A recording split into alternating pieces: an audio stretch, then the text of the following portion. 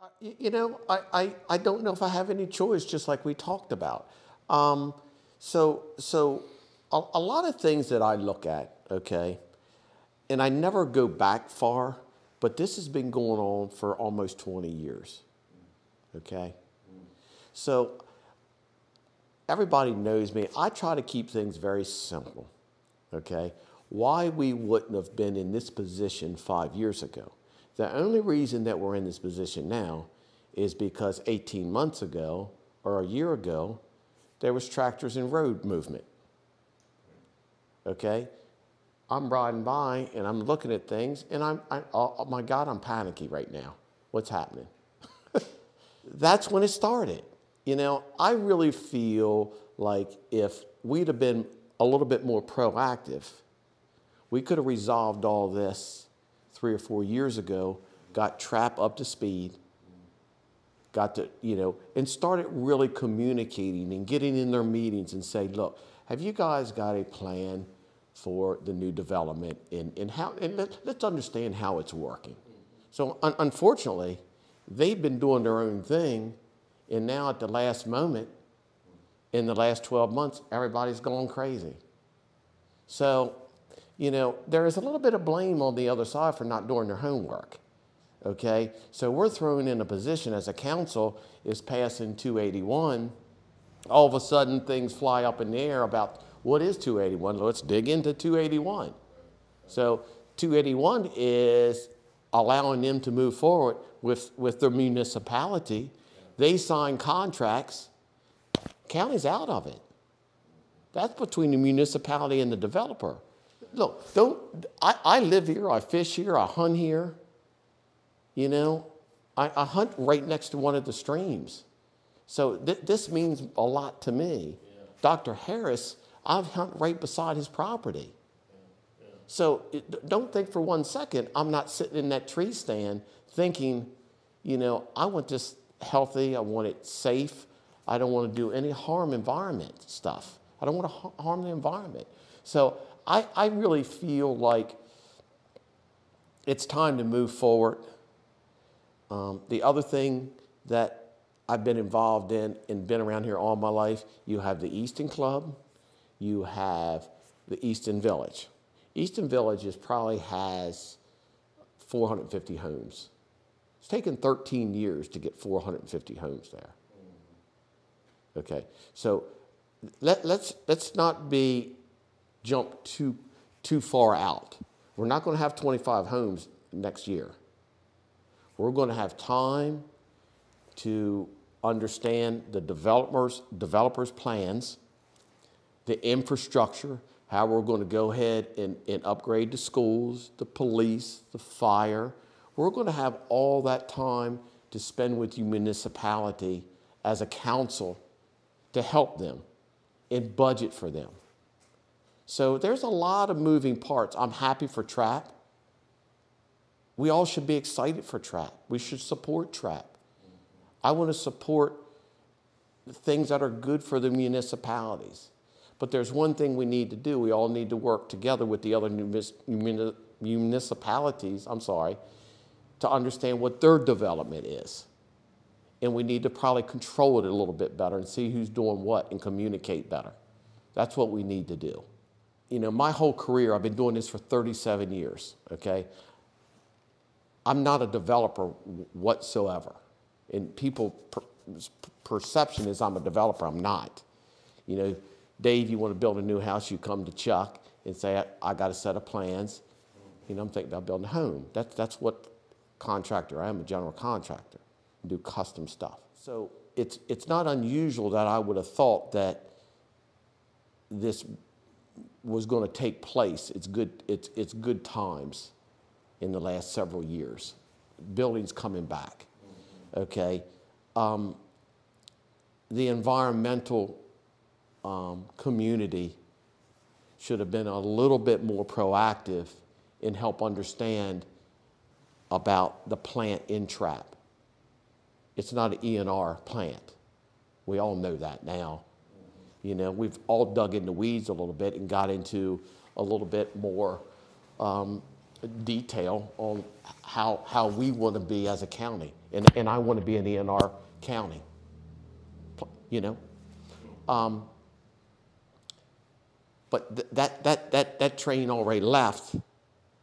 Now we're backtracking a little bit, trying to catch up. So we'll be called up when they build their new plant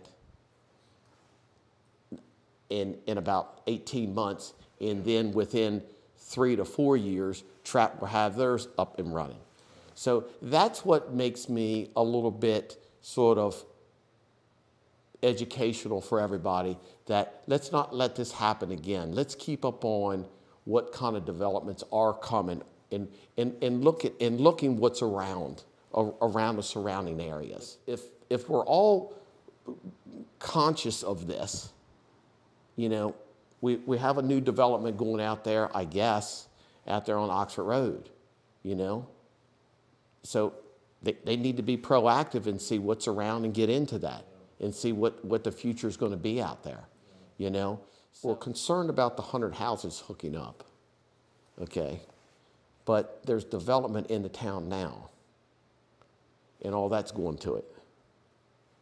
But it's just a little bit backtrack to me that we're not concerned so much about that. We're concerned about this over here. Is it really looking after the environment, or we just don't want the project to happen? I've tossed that in my mind a lot, but I want to give them the benefit of the doubt, okay, that, you know, we're not necessarily concerned about all the apartments and all the building that's going on inside of Trappe. The only reason this come to head because we've seen tractors out on Route 50 and we've seen movement. We'll find a piece of that to slow it down. And they did. They did. But I wanted to swing around what I said last night at the very beginning of the meeting. So what I was talking about last night, and I wanted to make sure everybody heard this, that the responsibility on the council in the preserves in that community and Y Mills, we're taking over that spray irrigation system that has not been up to par and was failing for that community. We've been dealing with this for the last couple years. I'm proud to be a part with the council of trying to find what we can do to help that community. We're working with MDE to try to solve a problem. And we almost have solved the problem, and we're going to help that community. So I tried to set the tone to help people understand that we're there to help the community, you know? So I really want people to understand that last night we had 17 resolutions, and 90% of them was trying to provide sewer service to Bosman, Nevitt, Tillman, all these, you know, little towns. And look, I've been doing this for 8 years and been struggling every day to get it there. And it couldn't ask for anybody better than Ray Clark to help us get there. But that's what we're here for. We're here to protect what we have. We are. We're here to protect what we have. So not for 1 minute, I don't think of riding down Oxford Road or riding down St. Michael's Road. That's where I live. That's where I work. I don't want to see anything hurt. So, you know, I think about it all the time in making these tough decisions. And I'm proud for the last couple of years being the president, helping council you make these tough decisions for us, because it's future stuff. Yeah. You know, I was around on the bypass when Mr. Dudrow had the cows, where you know, the new shopping center is Target. So I've been there. I've been here 56 years. So it's not like I've seen some growth and some stuff that I wish we didn't have. Yeah. But, you know, I'm glad I'm in a position to make those decisions and help control it and look down at it. Because I feel like I have the ability to look down as a leader, and I feel like people listen to me and understand really who I am and what we want to shoot for in the future. You know, to have the standard of great living around here and people being able to work here. It all took us by surprise a couple years ago, and you know, for the first 90 days we didn't know what was going on, and it was very scary for everybody. You know, very blessed that I didn't have to shut my business down, but there's, you know, millions of people that had to shut their business down, and you know, I feel for them because they never weren't able to reopen, and it shocked our community. But we have probably the best EMS, emergency service system, in probably in the surrounding states. Everybody knows I'm, you know, a lifetime firefighter and rode the ambulance, was an EMT for years. You know, we have some of the best employees that you could ever imagine, and devoted, you know, hard work and time to help people during that pandemic. So, you know, as things progressed, you know, was I one that was a little hesitant taking the shot? I'll tell you to this day that I probably was hesitant taking the shot and didn't, you know, feel like I knew enough about it, and maybe we'll never know enough about it. But there wasn't a whole lot of choice, you know, and unfortunately there's, you know, thousands of people, you know, dying. So that scared me. So when stuff like that happens and you're a leader, you have to make tough decisions that people might not be happy with. Right. So, but I had to really think in what the community, what was safe for the community. So I did what was best for the community. And you know, we had to do a couple mask mandate stuff. And the whole mask thing is just, you know, somewhat of a nightmare and controversial in the first place. You know, everybody knows I'm not a big mask person, you know, but I respected people around me, and I expected what we were trying to achieve. So to answer your question, what do we learn out of this? Okay, so we're going to be doing some studies, and we're going to find out what worked and didn't work in what we did as emergency services. Okay, we couldn't thank enough the health department, which was Dr. McGuire, week after week after week. Okay, and Mr. Pack, Corey Pack, started with this and kind of led the charge and did a phenomenal job, and then I had to take it over towards the middle to the end of it, and Corey did a great job. So, you know, there's a lot of things that the study would tell us, you know, what we can do better for the community. I think we'll be a lot more prepared if this fall we need, you know, it flares up again.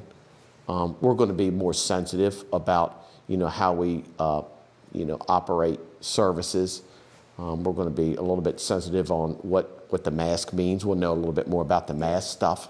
I feel like, you know, there's new things about the mask coming out every 2 to 3 seconds, you know. And, you know, I don't think I want to take away anybody's fear of what they want to do in choice. It's going to be their choice what they want to do, you know, and that's my position. Everybody knows, you know, if you want to take the shot, that's fine. You want to do the mask, that's fine. I think we're going to be a lot more prepared if we have to sort of go and this flares up again. You know, I had to sort of find out what my role is as being president and work our way through to bring people to a positive sense. Because like we talked about, so much negativity. So one of the best things I think for the last 2 years that I've tried to do is have public comment. And when people come in front of me, I give them the opportunity to vent in front of me. You know, Mr. President, you're doing wrong, you're doing right. Whatever you feel I'm doing, I'd like to try to help you. So it's really I feel like work to the council's benefit and my benefit to allow people to vet in front of us. You know, not many people want to give people the opportunity to have a say. Yeah. They don't. Yeah. And I'm very, very sensitive about listening to somebody and trying to respond to their needs. I really am. We're lucky to have Mrs. Price today testimony right now on legislation to get us back to where we were, because we had somewhere around almost $3 million 8 years ago, and now they give us $700,000. So that just is that's unacceptable. It really is. And you know, with they need to start. We need to start getting some of those revenues back. So you see Oxford Road and St. Michael's Road are state roads. So when you kind of veer off, you know, down Bosman or Claiborne, you know, down in some of the branches, that's county roads. You know, I might be getting this wrong a little bit. I think it's maybe at least not quite 100 miles, but maybe in the 60 to 70 miles worth of roads that we're going to be redoing, the county roads and stuff. We can't do enough roads. We don't have the money to do enough roads. So that, and culverts, you know, culverts, maintaining, just general maintenance service on the county roads and stuff. So, you know, losing almost $3 million, I mean, you know, our budget is only 4, I think, on the counties, you know, something give or take. But, you know, that takes half your budget away. So, you know, you're not allowed, you're really holding up places like Bellevue back in that way. So you're really the community in the people that are on these back roads, you know, suffer. Yeah. You know, so you know we're trying to fight them to get this money back for them. Yeah. You know, what's important and what the taxpayer wants is safety and health, and we responded to both of them. We responded to Sheriff Gambrill and his crew, and we're getting ready. We're in the process of getting a substation on Cordover Road because of the time frame that the ambulance. We work in an 8-minute time frame, and that's what's really going to bring us to another level in the county. And we're in the process of getting all that organized, and within the next couple of years, we'll have a new substation right across from Chapel East. That's the really good things that the council is doing. You know, we're very, very focused on that kind of stuff. We're very focused on the fire company, and you know, the fire companies are you know, were hit hard too. Okay, so you know, we're going to take care of them in the budget this year. Yep, and I feel like, you know, between ambulance, fire, 911, that's something we really got to concentrate on.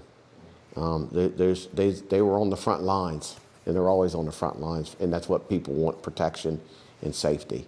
Yeah. So that's what we're going to be working towards.